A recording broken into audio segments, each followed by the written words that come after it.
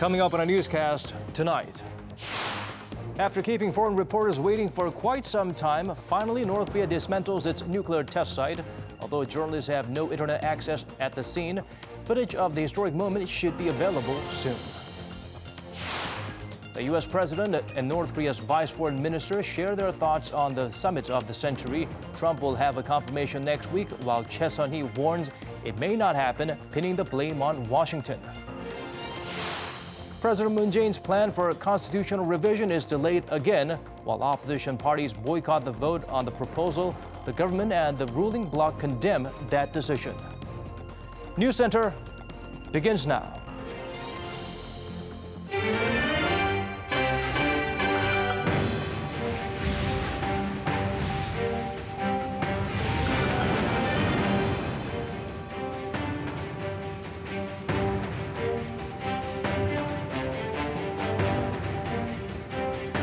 It's 8 p.m. here in Korea, live from our studio in Seoul. This is Arirang News Center. Welcome. I'm Daniel Choi. The news has finally arrived. North Korea has blown up its Punggye-ri nuclear test site. It just comes in a few minutes ago. For more, let's go straight to our Ji-won, part of South Korea's Joint Press Corps for Punggye-ri.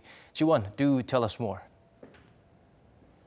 Daniel, just 30 minutes ago, we finally heard from the reporters at the North's Punggye-ri nuclear test site saying that the tunnels have been blown up. The first explosion took place at 11 in the morning when tunnel number 2 or the North Portal was demolished together with observation facilities, followed by the destruction of the West Portal at 2:17 in the afternoon.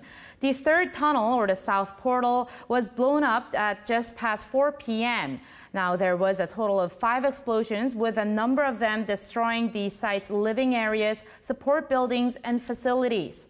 Now, for your information, the East Portal, or Tunnel Number 1, where the first nuclear test was held in 2006, has been closed since that test due to contamination. With this, the North has kept its promise to destroy its Punggye-ri nuclear test site, where all the regime's 6 nuclear tests were held. And hopefully we'll have more information on this when the reporters arrive at the press center in Wonsan after another 17-hour trip back. Now, that's all I have for now, but we'll make sure to keep you updated on this historic ceremony, which many see as the first step towards North Korea's denuclearization. Daniel? All right, thank you for those updates, Ji-won. We appreciate it. There were contrasting takes on whether that display is a meaningful first step towards denuclearization. Some experts fear it is designed with an ulterior motive, expressing concerns over inspection and verification steps. Woo Jung-hee sheds light on how some North Korean watchers view this development. Showcasing the dismantling of the Punggye-ri nuclear test site to the world. That was the specific vow North Korea made 2 weeks ago to prove that it's sincere about stopping its nuclear tests and eventually denuclearizing. It was a promise reminiscent of the North's destruction of a cooling tower at Yongbyon 10 years ago, but experts say the North's move this time is different. The cooling tower itself was actually defunct. It was not functioning at all.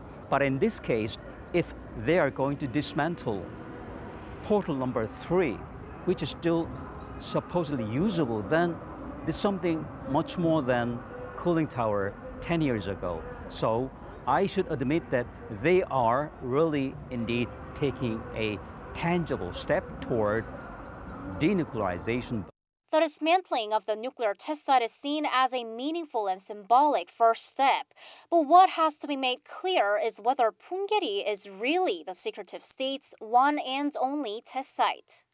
First of all, North Korea should have said that this is the only nuclear test site which they currently have, or which they have perhaps under construction. So just to make it from very beginning clear that they are really starting the denuclearization. In a deviation from its initial plan, the North did not invite international experts to the site. Pyongyang may not have wanted it to appear as if an actual inspection had started when the real game, the summit with Washington, has not yet been played.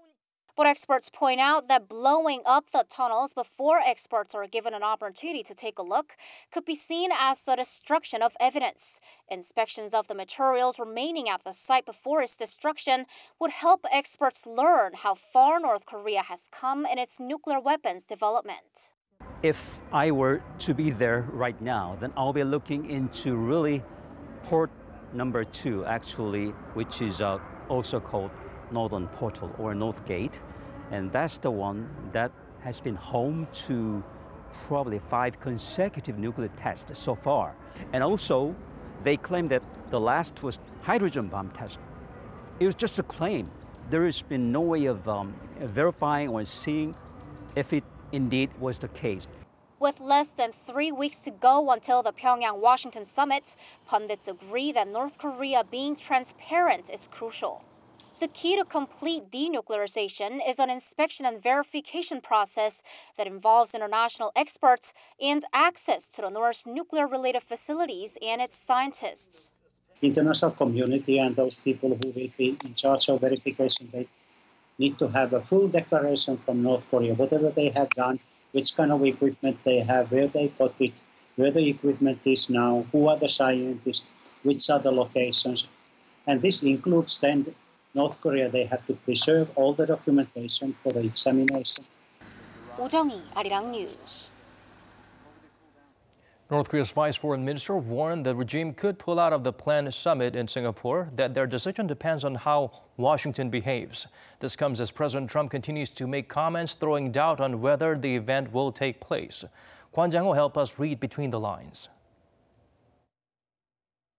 North Korean state media carried a statement Thursday by the regime's Vice Foreign Minister Choi Sun-hee warning the U.S. that the summit scheduled for June 12th in Singapore could be called off if Washington does not change its behavior. Specifically taking aim at U.S. Vice President Mike Pence for his comments earlier this week referencing the so-called Libya model of denuclearization, Che called them ignorant and stupid remarks that could end in a nuclear-to-nuclear showdown rather than in a meeting room. She also said the regime will not beg to hold dialogue with the U.S. However, Che also said in conclusion, in case the U.S. offends against our goodwill and clings to unlawful and outrageous acts, she will suggest to the Supreme Leadership to reconsider the North Korea-U.S. summit. This comment suggests that, for now, Kim Jong-un is still looking to go ahead with a meeting with the U.S. president. Trump himself, on the other hand, continued to express uncertainty on Wednesday over whether the North Korea summit would go ahead, but said cryptically that it will be decided next week. Someday a date will happen. It could very well be June 12th. Someday a date will absolutely happen. It could very well be June 12th. We'll see. We'll know next week. This could be because Washington is reportedly preparing to hold working-level talks with Pyongyang in Singapore this weekend. According to the Washington Post on Tuesday, U.S. officials are traveling to the city-state to meet with their North Korean counterparts and discuss the details of the summit. But the report also claims that officials from Pyongyang failed to turn up for a similar meeting in Singapore 2 weeks ago. Whether they will turn up this time remains to be seen. Kwon Jang-ho, Arirang News. Staying with the summit that appears to be in limbo, some experts say the likelihood of the maiden encounter between the leaders of Pyongyang and Washington taking place depends largely on what happens behind the scenes in the coming weeks. Oh Se-young turned to some experts for their insights. The fate of US President Donald Trump's summit with Kim Jong-un remains uncertain, after both parties indicated the meeting may not take place as planned on June 12th in Singapore. Still, experts told Arirang News on Thursday that under the right conditions, the summit is still likely to go ahead as scheduled. I think two countries have come too far. I mean, if North Korea loses the summit meeting, I think they have to face China alone without the States, which is very important leverage to deal with China.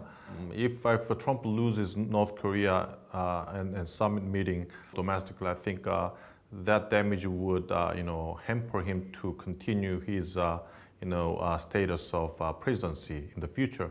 Some experts believe the North's recent threats to back out of the summit may be linked to Kim's meetings with Chinese President Xi Jinping.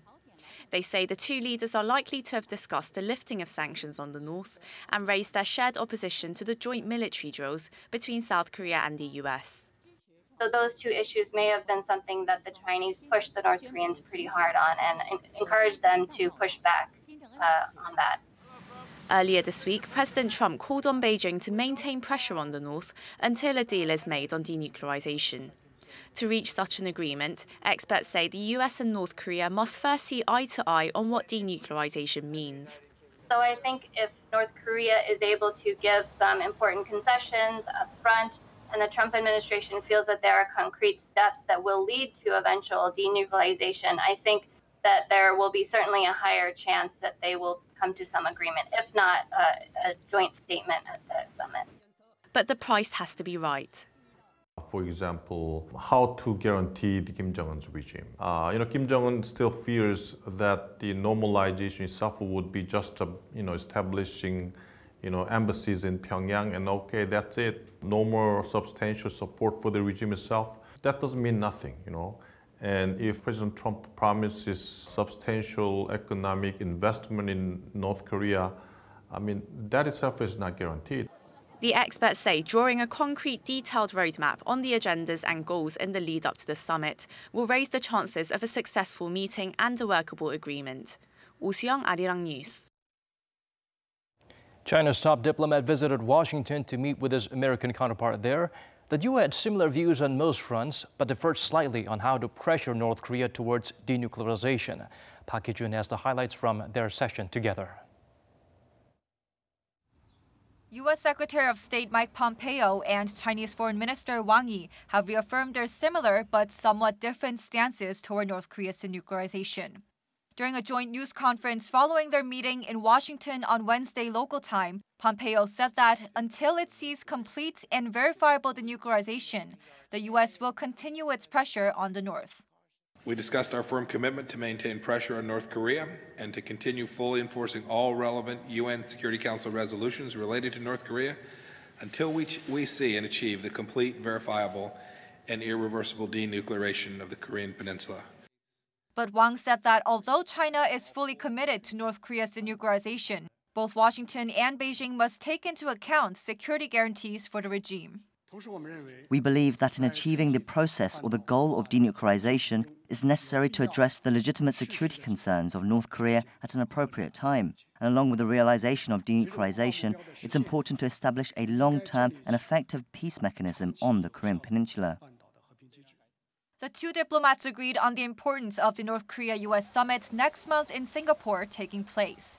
When asked about the Kim-Trump talks, Pompeo said that despite the uncertainties, he's hopeful that the summit will take place and that President Trump will be absolutely prepared for the meeting. Wang also said that China looks forward to seeing the summit happen and be successful, and that if the U.S. wishes to make history and solve the North Korea problem, now would be the time. Park Hee-jun, Arirang News.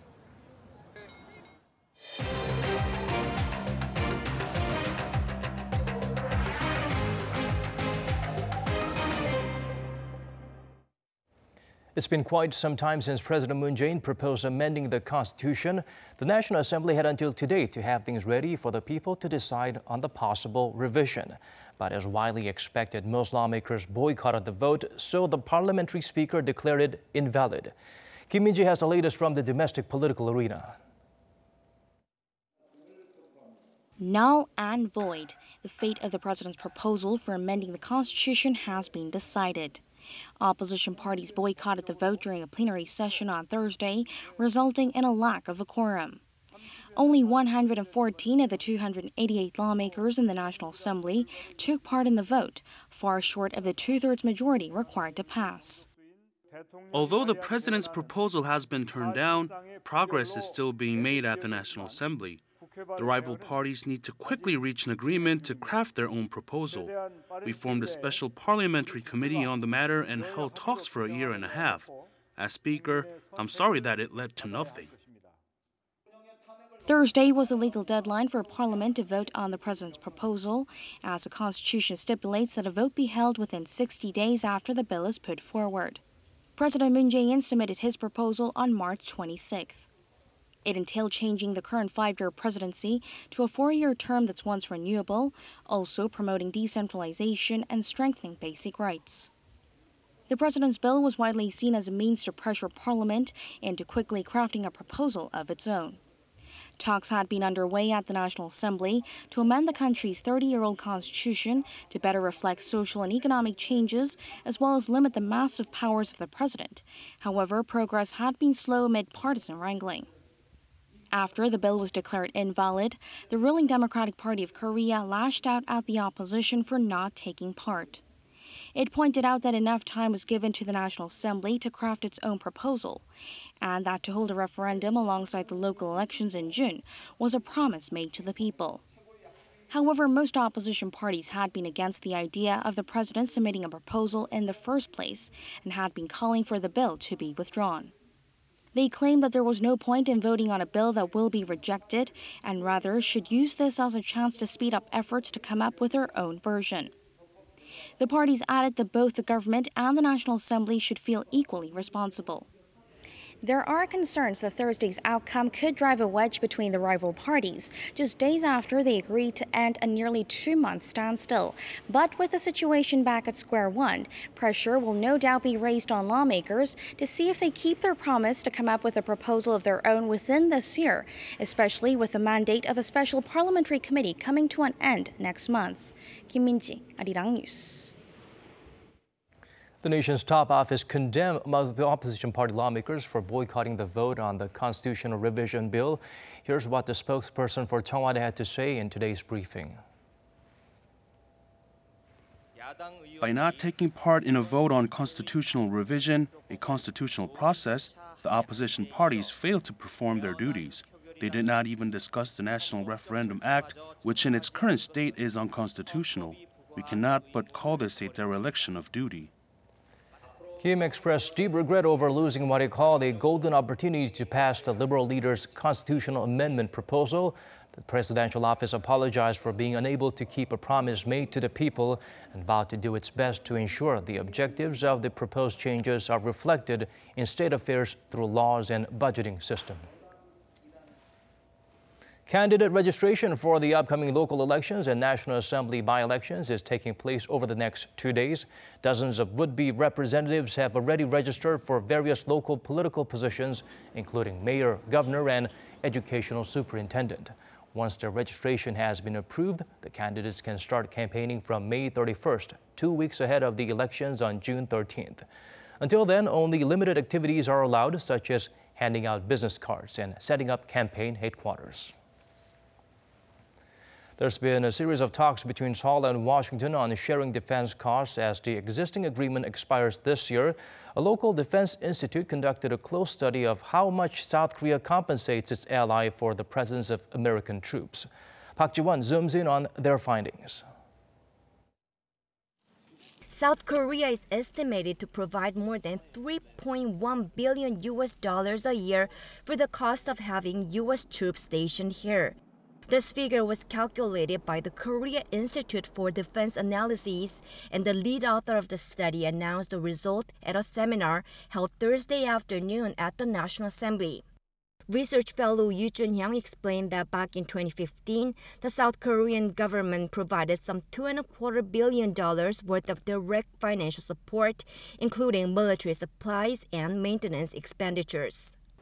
There was also indirect support that year, such as tax exemptions and reductions of utility bills amounting to nearly $900 million, and including over $1.8 billion worth of temporary support for costs related to the relocation of a central U.S. military base. South Korea's overall burden for hosting U.S. forces surpassed more than $5 billion. The study also attempted to compare such contributions by South Korea to those of Japan. The study estimates that in 2015, Japan provided some $6.3 billion worth of support for U.S. forces stationed there, but there were far more American troops in Japan, some 62,000, more than 2.2 times higher than the roughly 28,000 in South Korea. The paper said considering the differences in the two countries' GDPs and the troop numbers, that South Korea is paying directly and indirectly much more than its neighbor. South Korea is known to generally cover around 45% of the total cost of its defense by U.S. forces, but the author of the study maintains that the actual burden needs to be more accurately assessed and acknowledged. The South Korean government aims to use the findings in future rounds of negotiations with the U.S. over their cost-sharing agreement called the Special Measure Agreement, or SMA. Defense cost-sharing is currently governed by the 9th SMA, signed in 2014 and expiring at the end of this year, and Seoul and Washington are looking to sign a 10th one soon.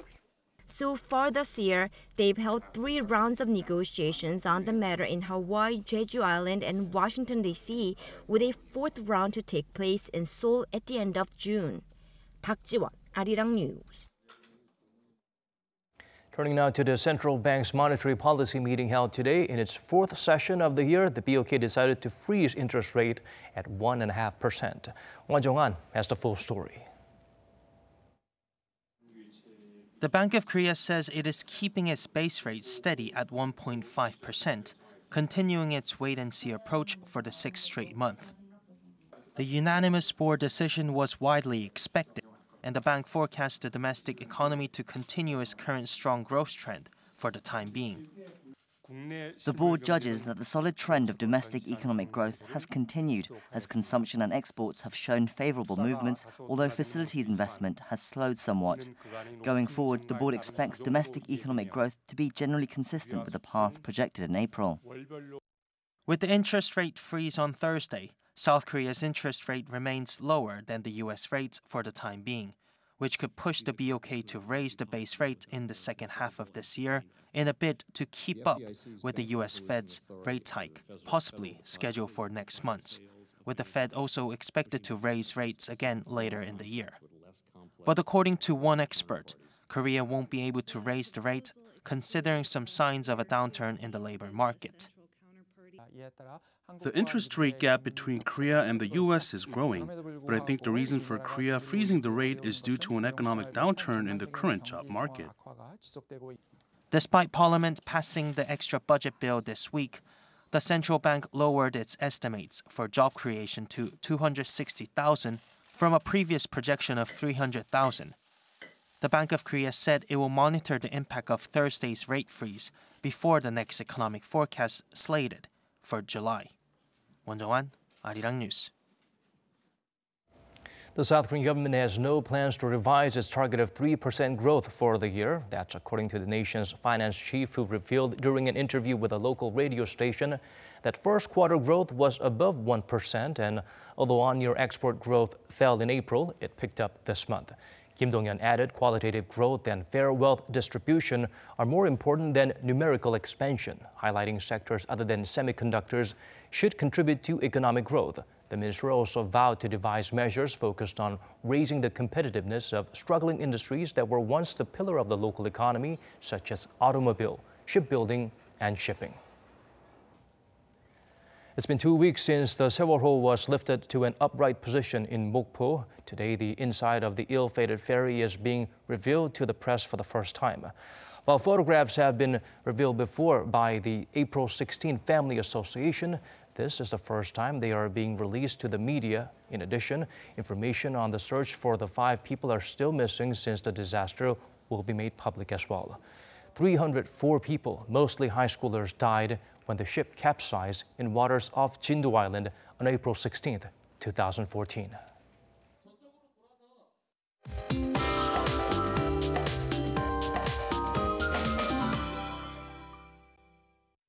Time for us to turn to Michelle Bach at the Weather Center for the updates you need.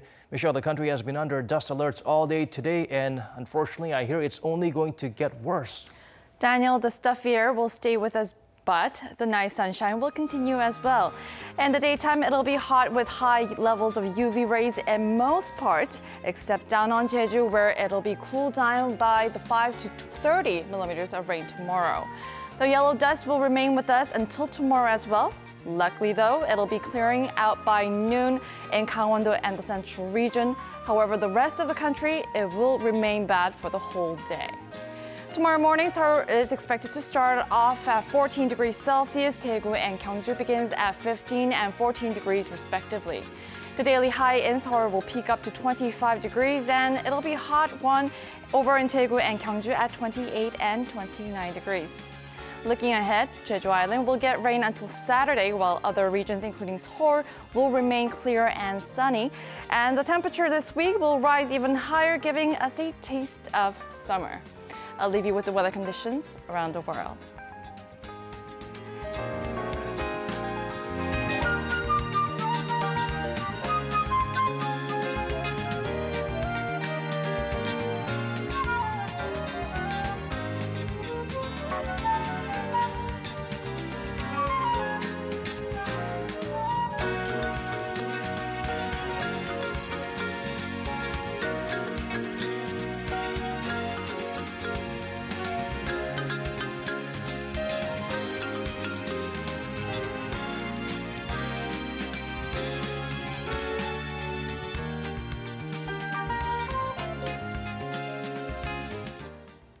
That's all we have for you on this Thursday evening's edition of Arirang News Center. Thanks for staying with us. Good day or good night, depending on your time zone.